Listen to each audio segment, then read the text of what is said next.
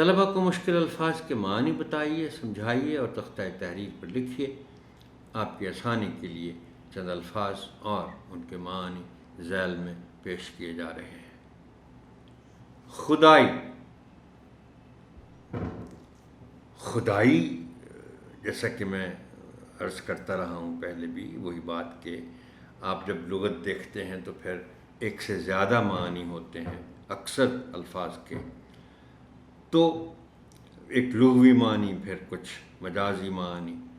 اب لفظ خدائی جو ہے اس کے ایک معنی تو خدا سے خدائی بنتا ہے، یعنی خدا کی ایک صفت خدائی، لیکن خدائی کے پھر دوسرے معنی ہیں کہ یہ کل کائنات، کل دنیا، کل جہان، اس کو خدائی کہتے ہیں۔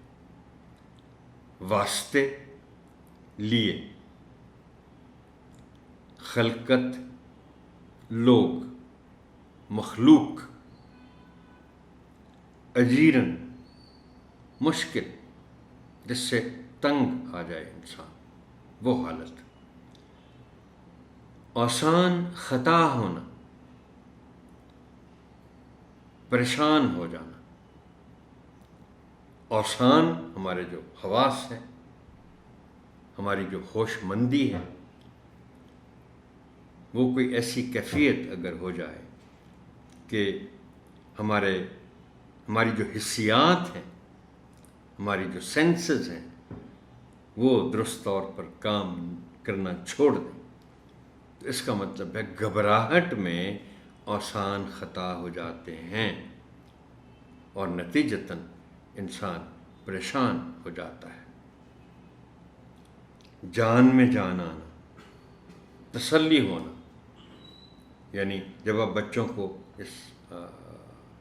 اس محاورے کے معنی بتائیں گے تو پھر یہ ان کو سمجھائیں گے کہ کسی وجہ سے انسان خود کو بے جان محسوس کرنے لگے، جسم مٹی ہو جائے، پریشانی میں، نا امیدی میں، اور نا امیدی کے حالت میں اگر انسان کو کوئی امید دلا دے، کوئی تسلی دے دے، تو پھر اس کیفیت سے انسان کتنی جلدی باہر آ جاتا ہے اور جان میں جان آ جاتی ہے۔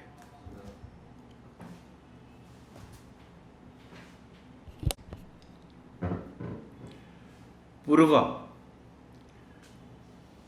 پروا بنیادی طور پر ہندی لفظ ہے محترم ٹیچر، اور یہ اس ہوا کو کہتے ہیں جو مشرق کی جانب سے آتی ہے، اور اس کو برسبیل تذکرہ میں یہ بھی بتا دوں کہ پنجابی میں اسے پورے دی ہوا کہتے ہیں، پوروا سے پورے بن جاتا ہے، پورے دی ہوا۔ جاڑا، سردی، دم کے دم میں، فوراً، دم کے معنی سانس کے ہیں، پل کے ہیں، تو ایک پل میں جو کام ہو جائے تو ظاہر ہے وہ فوراً ہی کہلائے گا۔ ٹیلے، ٹیلا کی جمع چھوٹی پہاڑی،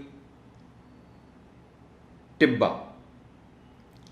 اب یہ لفظ ٹبا عام طور پر پنجابی میں استعمال ہوتا ہے، لیکن یہ اردو کا لفظ بھی ہے۔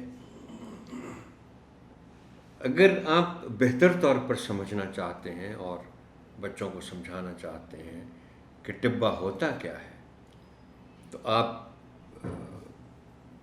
گوگل یا یوٹیوب کی مدد سے آپ اگر دیکھیں گے، میں ذاتی طور پر محترم ٹیچر اسے امیجن تو کر رہا ہوں لیکن بیان کرنا مشکل ہے۔ یہ آپ یوں سمجھ لیں کہ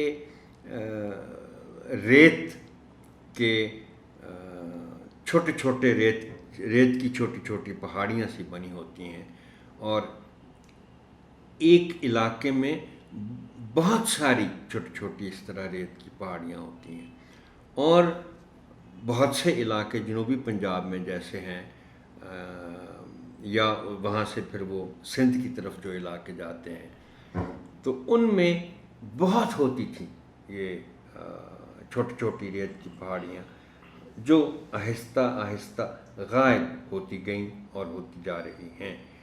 اس کے لیے بلکہ ٹبا تو تھوڑا سا بڑی جو پہاڑی ہے ریت کی، ٹبی بھی ایک لفظ استعمال ہوتا ہے، جو سب سے چھوٹی ریت کی پہاڑی ہے اس کو ٹبی کہتے ہیں۔ گلزار، باغ، چمن، رت، موسم،